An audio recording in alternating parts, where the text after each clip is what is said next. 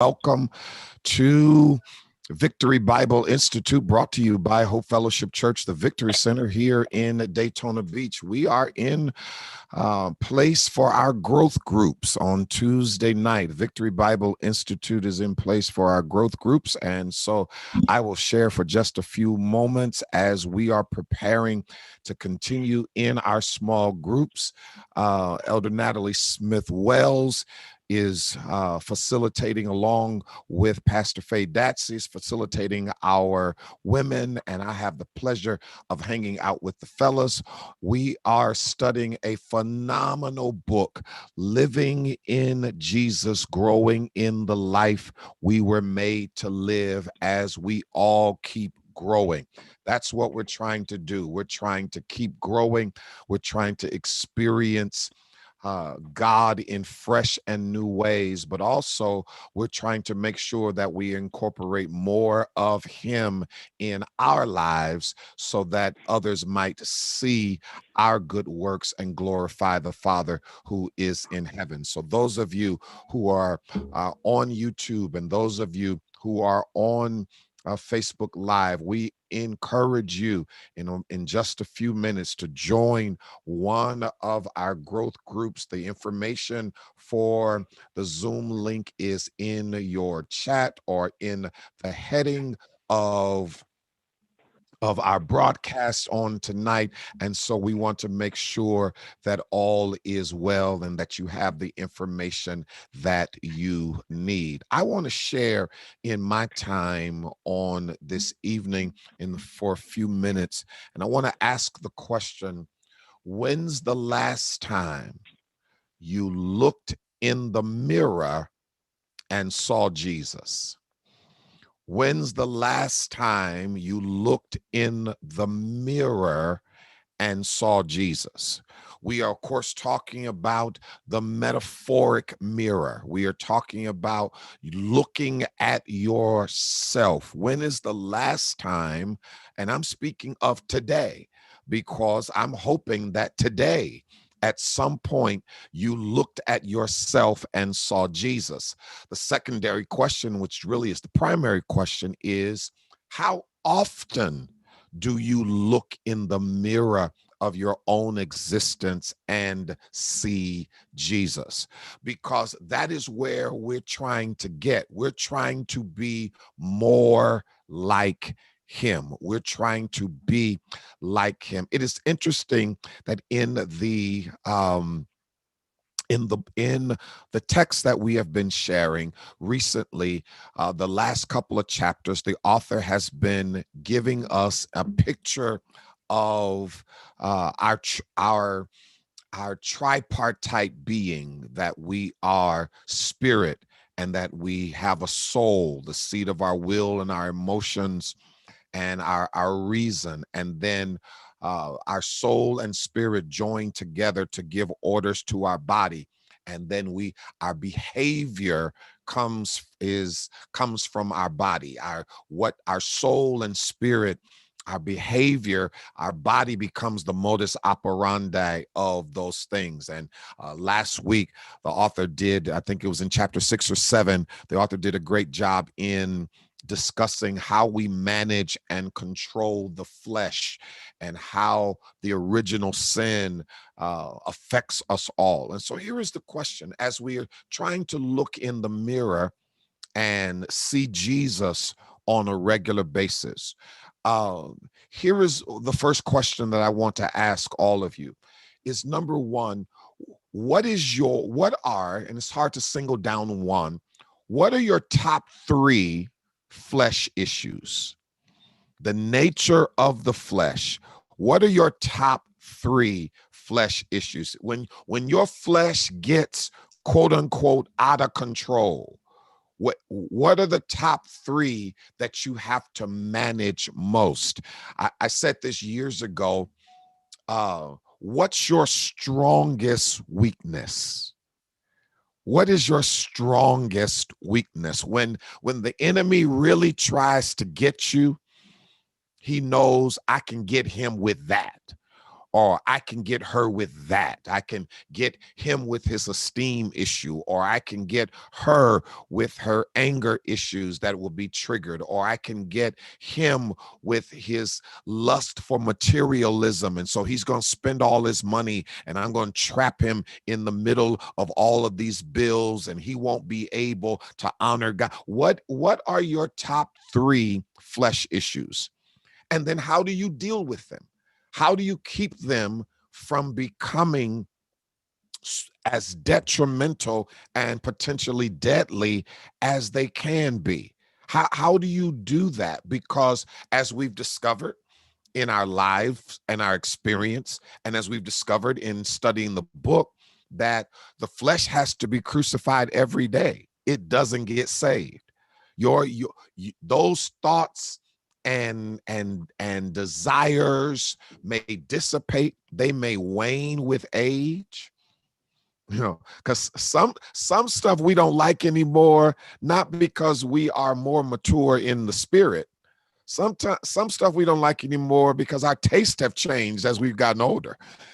So we'll claim spirituality when it's really simply personal transformation as it relates to preference. But it's very important to know what that is. I saw a quote by Andy Stanley today that I think is very germane to where we are. He said, "You will never lead yourself if you continually lie to yourself. You will never lead yourself effectively lead yourself if you continually lie to yourself." We have to be honest about our inconsistencies, and we have to be honest about the things that can overtake us. So what are your top 3 fleshly issues? What are your top 3 fleshly issues?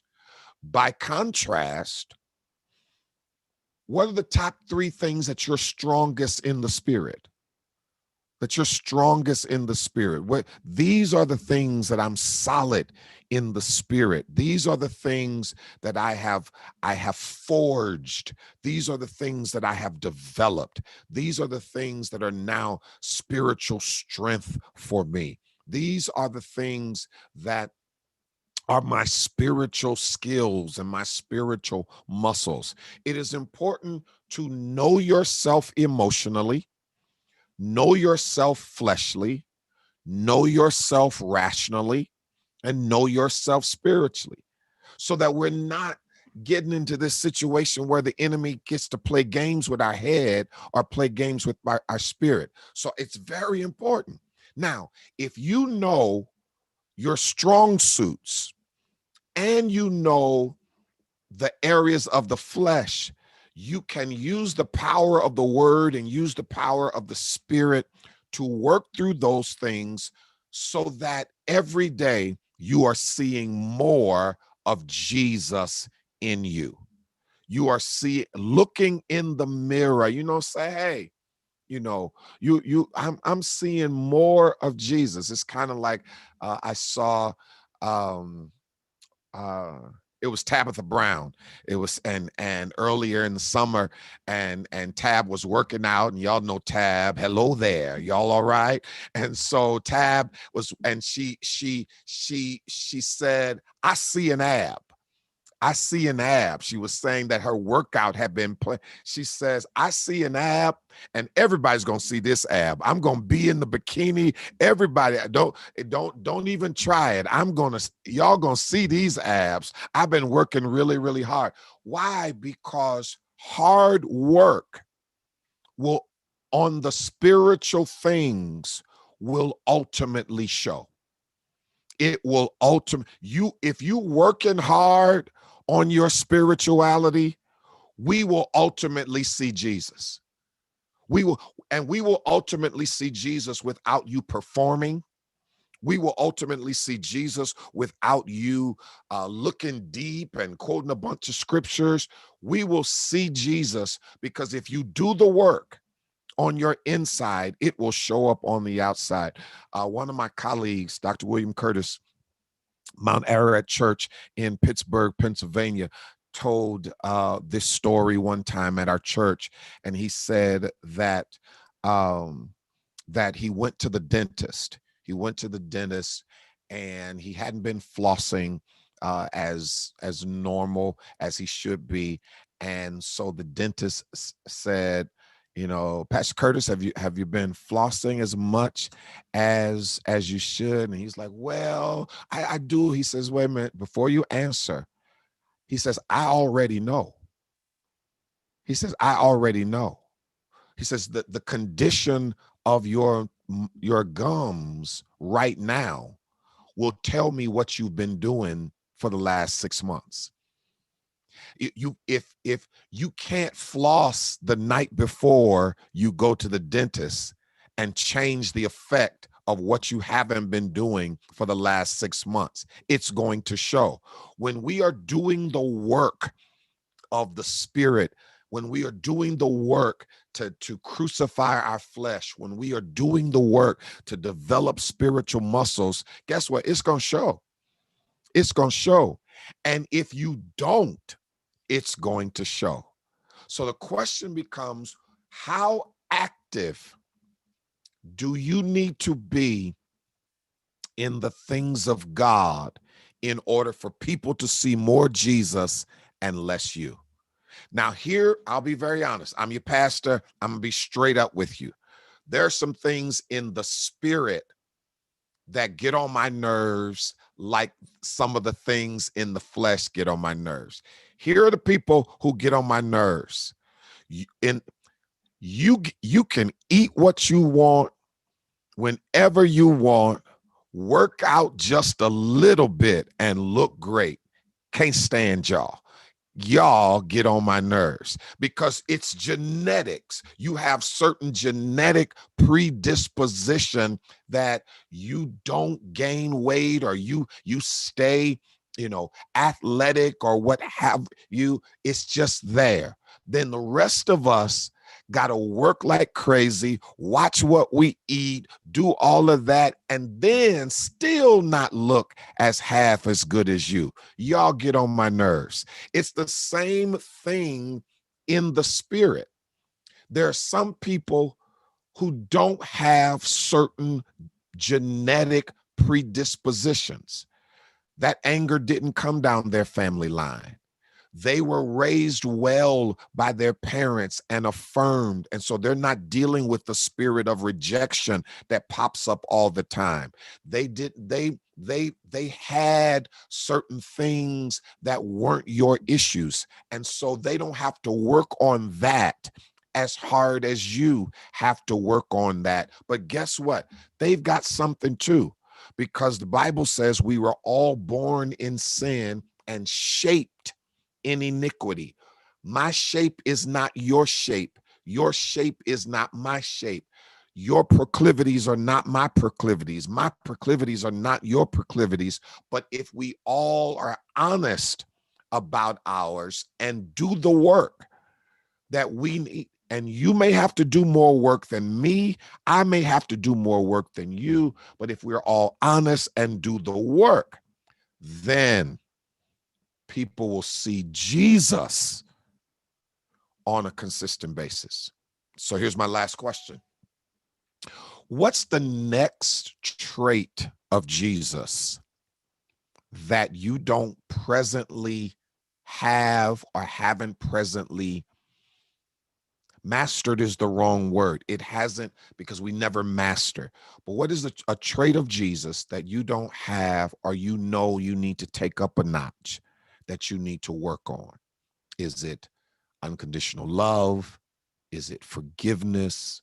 Is it assertiveness? Is it security?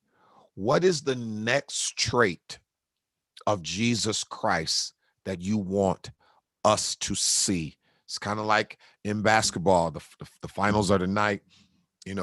Everybody who's in the off season is adding something to their game. If they're smart, they're adding to their bag.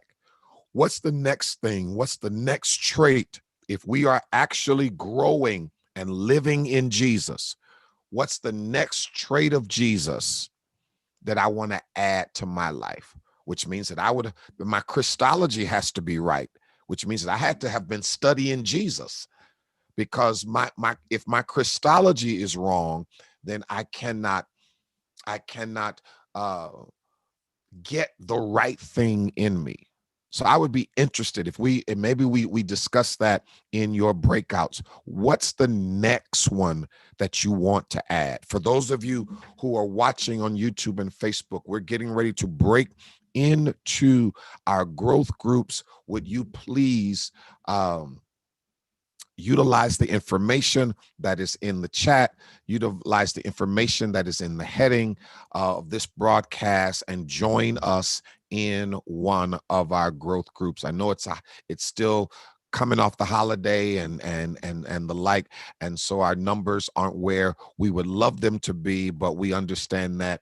But we're going to gather and be effective in our development with each other.